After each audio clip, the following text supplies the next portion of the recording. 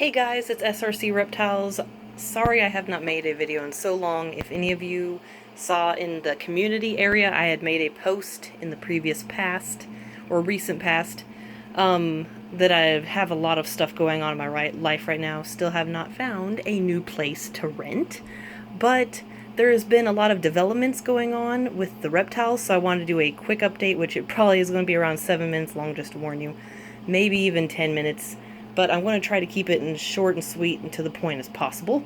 So the day gecko is the one that's got the most changes. So here I'll show you the new Uvb light fixtures. So we got the ReptiSun 5.0 UVB. It is a T8, even though I don't think, oh yeah, it does say it on there. So this is the T8, and I was reading doing a bunch of reading, and I am so tired right now, so I am not going to remember why I chose the T8.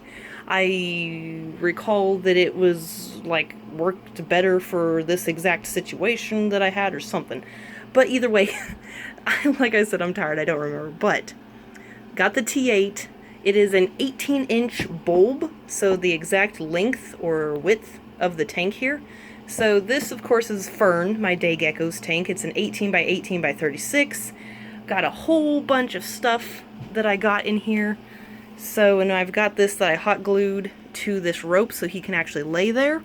So, found out by watching a video on YouTube that apparently UVB does not travel fully through mesh lids. Thought that was very interesting. So I went with the T5 instead of a smaller wattage of UVB because I wanted to compensate for how much is going to be lost having to go through the mesh.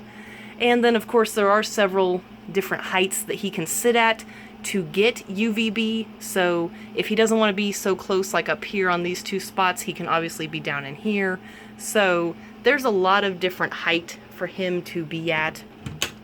So I actually got this Wisteria Plant at Walmart. The thing is pretty decent sized. I have a couple suction cups, and it goes all the way down to here. As you can see, I've kind of interwoven it, so he's got that right there.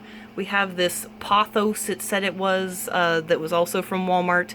I like shopping in their floral department because you can get a lot of plants over there for way cheaper than you actually pay at, like, pet stores. For instance, this one I think was $6, and it's pretty decent size. If I had to guess, it's probably 2.5 feet, because you can see it goes all the way up to here and all the way down to here, and I just bent the rod here. This one here I think was $3, like super cheap. And then of course this is just rope that I got and braided. This is just a plant and I broke the stalk off it. Now anytime I break things off, I normally will use hot glue to seal it up if it has any kind of metal. And also a lot of these suction cups, like these thick ones here, hold 3 pounds.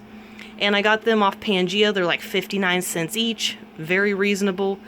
So that is his tank, and he's currently hiding because when I went and put everything in here, it scared him into hiding. So I do eventually want to get something back there to have to, like, go across the tank. So maybe like a vine or some bamboo or something, so that there can be that inner space, like that middle space, because there is a rope going down, but the rope is not sturdy. It obviously does bow a little, so there is that. And then, of course, he has his heat bulb that's back there. So these guys like it, I think, around like 85 or something like that, I believe. Maybe 90, 85 to 90, I believe.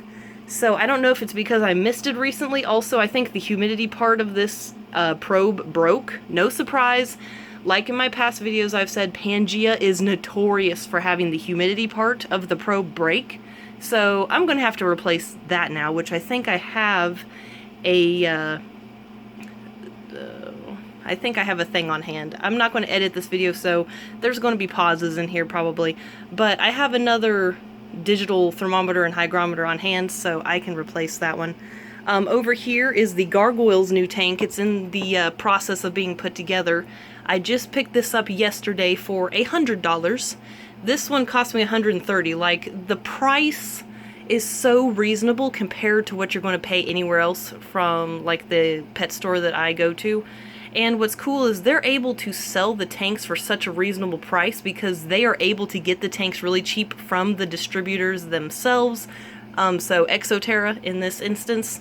So yeah, you get the background and that tank for $100. That is really good because half the time I've looked and those tanks go close to $200 sometimes, depending on if you're at PetSmart, Petco, wherever else you look. These tanks here go at least for $250 or $300, the 36-inch tall ones. So it's a really good deal, and it sucks that not all pet stores sell them for that reasonable of a price. So a lot of people normally will DIY fish tanks to use instead because of that fact. Now over here, Oddball, which is the metabolic bone disease gecko that I took in back in December, I believe. January, I think it was. I went ahead and finally moved him into a 12 by 12 by 18. I feel that he has definitely recovered enough. I trust him enough that I think that he is going to do just fine in this tank. I used to have him in this smaller little tote right here. He finally has gotten to where I think he's definitely strong enough that I am ready to move him into this tank so that it can strengthen his legs and his muscles even more now that he's kind of recovered a little bit from that metabolic bone disease. I also took the old Uvb Bulb since it is still good, even though it is the corkscrew one, so it's not like it's the bar one, so it's not as good. But I went ahead and stuck this on his tank because UVB obviously is not going to hurt him. It's a very low wattage, so it's not like it's going to be too much for him. And there is some plants very close to where he wanted to bask if he wants to. You can see he is actually hiding right here. I got some dishes recently off Etsy. They are awesome so far. I'll show you the different kinds real quick. This one I think was like $3. So these are what I use to feed them their insects. Also, I'll say real quick, if you're still in the video, thank you so much for watching. But all of the babies I have started to feed from dishes instead of hand feeding. Obviously, all the ones in these bigger tanks were already eating from dishes anyway. But all of the younger ones I've started to just offer food in their dishes. All of them are eating from them, thank goodness. I think there's only one that's kind of giving me trouble, so I'm keeping an eye on him. I think it's Tinsel, but I believe Tinsel, I noticed the other day, had eaten from there. I've been introducing Eco Earth to the older babies, so moving from paper towel to Eco Earth. So you can see, for instance, this is another one of the dishes. I think that one cost me like $4. It's for leopard geckos, and it has a plastic ring that comes on top. I just removed that. That's another style that I purchased to feed insects from. Oh, the other one, right. So I had to think for a second. The other dish, which I don't think I have any handy. Oh yeah, here they are. So this is a 3D printed dish, and they take 2-ounce 3D printed dish holder, and it takes 2-ounce dishes. So over there you can see I put the food in that one, and then I will put the insects in this one, and then I just offer water in a different cup.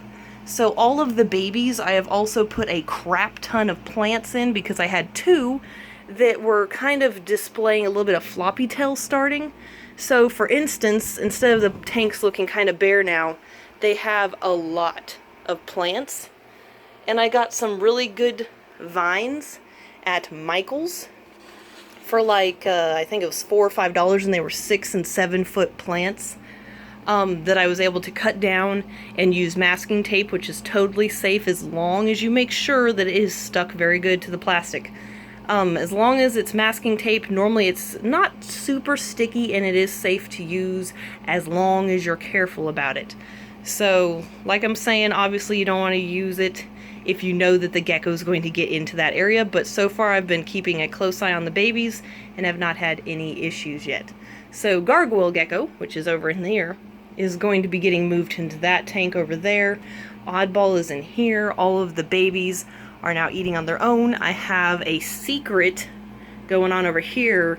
I have some caterpillars, and you guys will get to see their life once that series is over. Once or twice a week I've been making little update videos on those guys so I can put it all together as a collage.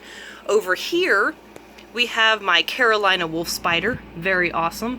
And here I have what I'm pretty sure is a prairie wolf spider. She is hiding currently. She's back here.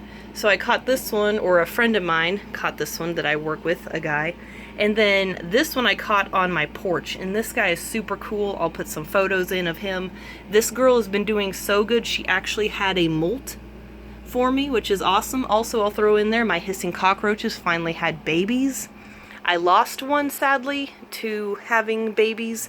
She went to air out her uwatha, or her uwaka, whatever you want to call it, the eggs. She went to air them out, and she ended up passing away from probably stress or being tired or something, so sadly I am down one hissing cockroach.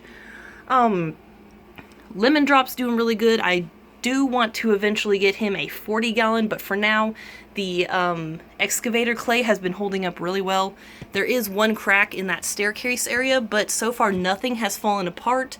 His piece of wood is still completely in place. Those areas over there where it's just a complete kind of archway, neither of those have fallen, so I am very happy with how the excavator clay went. So I would definitely suggest that. I did add a lot more water than what was suggested so I could actually form it. But I will say it is 10 pounds per 10 gallons. So this is a 20 gallon, so I used 20 pounds, just putting that out there. If you guys are doing a 10, 20, 30, 40, you want to do the same amount of poundage per gallon. So I wanted to add that in there because I wasn't aware of that until I read it.